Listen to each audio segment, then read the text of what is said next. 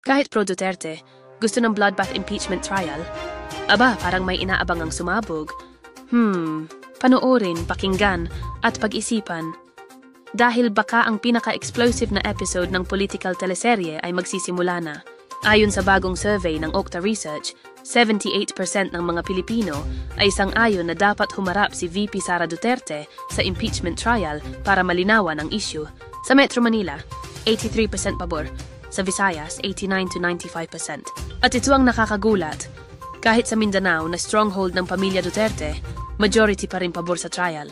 Pero teka, bakit? Bakit kahit mga pro-Duterte, mukhang gusto rin matuloy ang paglilitis? Simple lang. Si VP Sara mismo ang nagsabing gusto niya ng bloodbath impeachment. Gusto niyang patunayan ang sarili at handa raw siya sa isang bloodbath na trial. At kung totoo ang mga pasabog na dala niya, tulad ng aligasyon laban kay First Lady Liza Marcos, di ba mas lalong exciting? Kaya siguro ang tanong ng marami ngayon, ano kayang ilalantad ni VP Sara? May madadamay ba?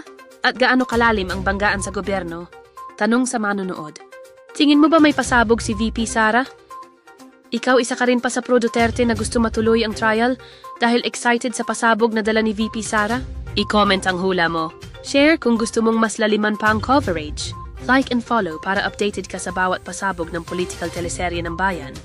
Pagod ka na ba sa tambak na labada? Sa Savian Instafresh malinis na disinfected pa. May laundry, dry cleaning at cleaning supplies all in one shop.